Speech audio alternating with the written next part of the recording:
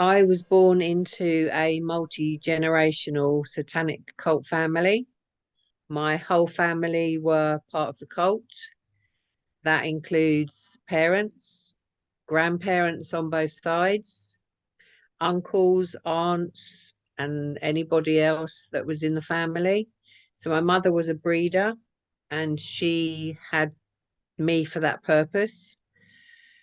So I was born into it right from the very start. My grandfather was also connected to the royal estates and worked for the elite satanic cults. So I was instantly connected in that respect. I also was born into satanic bloodline, and I was recognized from very early in for my abilities and my psychic powers. And so I think probably that's why then the elites and the royal estates and everybody involved kept me on the inside. Typical experiences that I had growing up in a satanic cult. From birth, I was being prepared in the home to endure rituals. So from sort of birth to 3 years of age, I was being raped and sexually abused by my father. I was being used for water rituals in the bath to prepare me for the bigger rituals that I went into from 3 years of age. My mother was, or had already begun that process, the process of trauma bonding, and she continued that also once I was released into the cult. So that was the beginning experiences. And then from 3 years of age, both of my parents then sold me into the local satanic paedophile rings, the satanic cults that operated within London that were more lower levels. And a typical experience there is that my parents would take me to houses where they were having rituals, and my father would be paid to let them use me. So my mother would take me into the rooms wherever they wanted me and strip me naked and then leave me there. Um, and I would be used in satanic rituals. My mother would come in and collect me afterwards and wipe me down and take me home, and my father would collect money. So that was on the smaller scale of the satanic cults, just the local families. Um, and other typical experiences would be that I was used for in satanic rituals for the elites and royalty and politicians.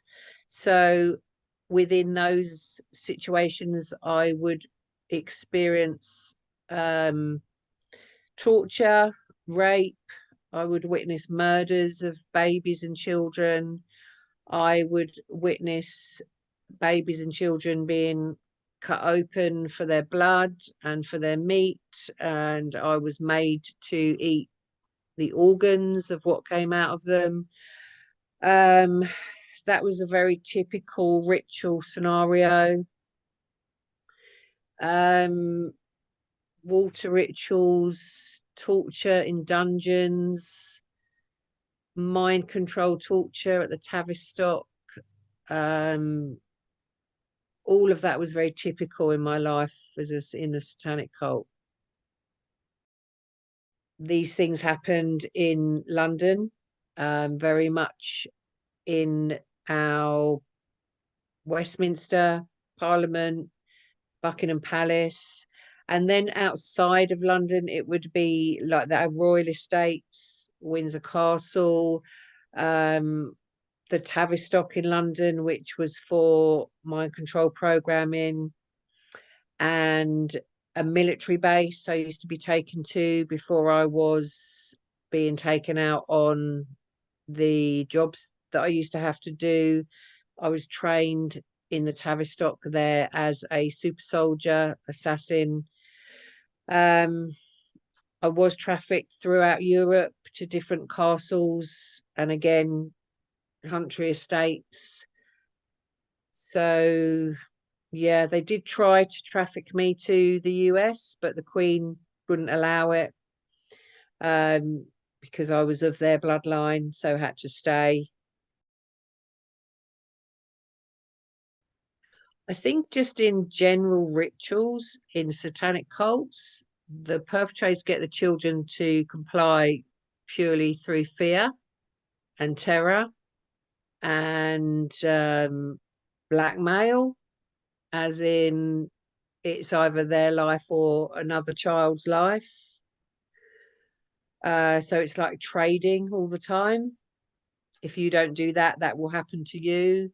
So there's a lot of control, and through torture, children are made to comply. Through the mind control program, they have full compliance from a child because they split off the child's brain to create alters, or other parts, as I prefer to call them. I don't like the word alter. So the other parts are then controlled by the perpetrators, by the handlers. Once they've done this splitting off and they have control of those parts, compliance is very simple. They just have to say the name or a word that will trigger that part to come forward, and they have full control.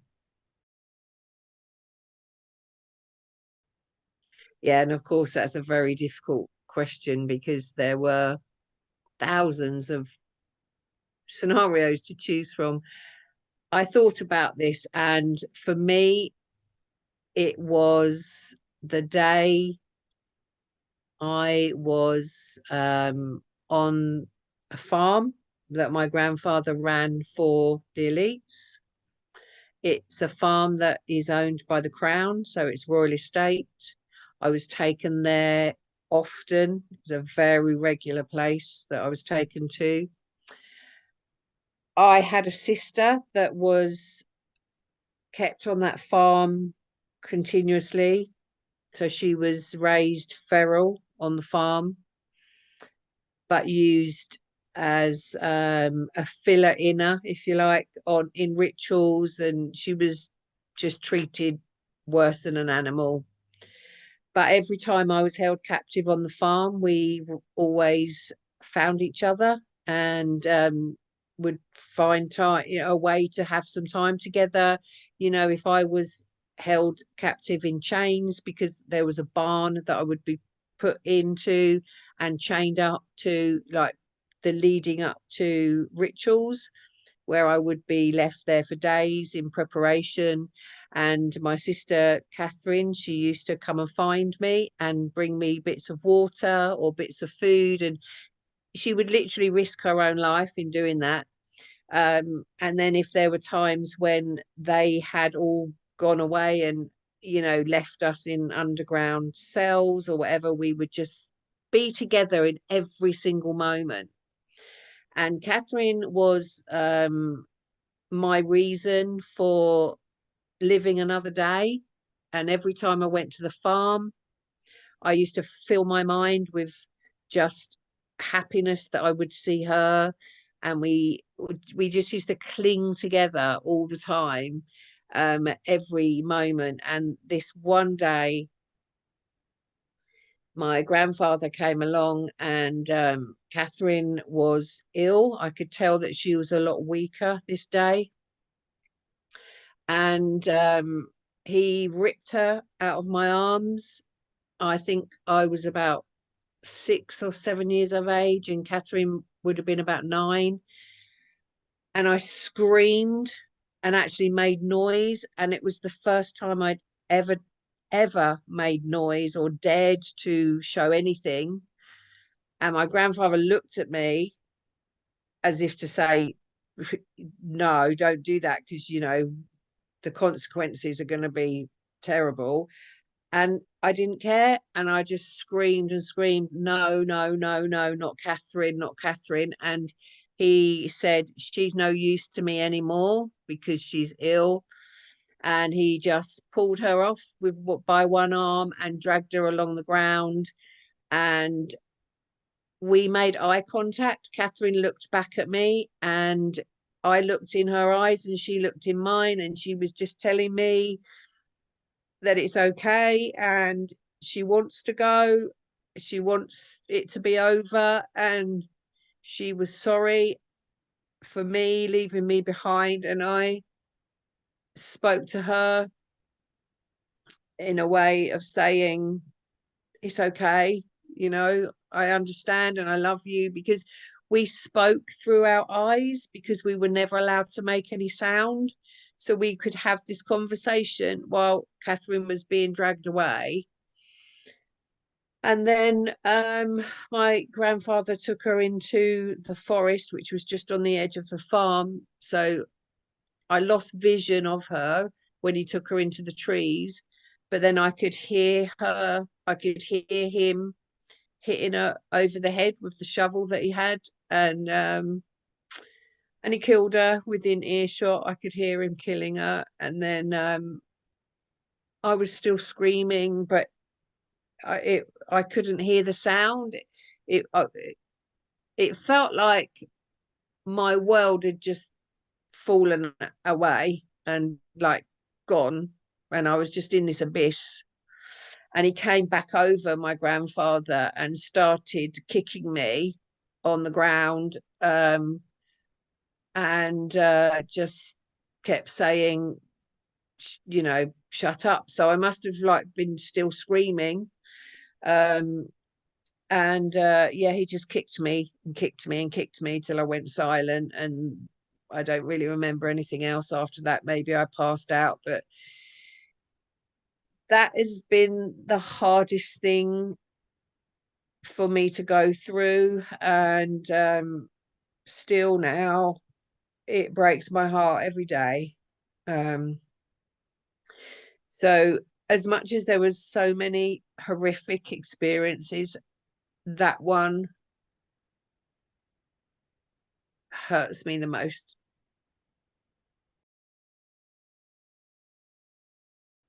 Yes, my personal message is that all survivors need an opportunity to break their silence. Silence is the Satanists and the perpetrators' greatest weapon. They count on our silence. They depended on our silence because exposure is their greatest fear. So we have to do everything we can to speak out. And people like the people that are helping us to speak out is what everybody needs to be doing. Because for as long as there are still survivors that are too scared to speak and are still trapped in fear, the children on this planet will never be safe and never be free.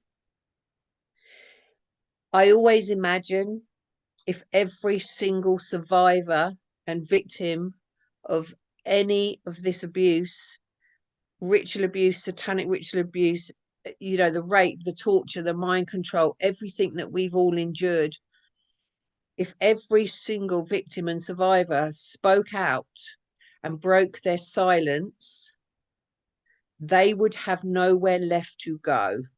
It would be over for them. It is only the secrecy and the silence that enables them to carry on. When this happens, because I believe it will, the light that will come from that will destroy every ounce of their darkness. And they will no longer be able to harm any children left on this earth. So that's my message. That is my wish for humanity, for every baby and every child, that whatever it takes, whether you're a survivor or a supporter of survivors or somebody that can help in any other way, help survivors speak out and help survivors break their silence.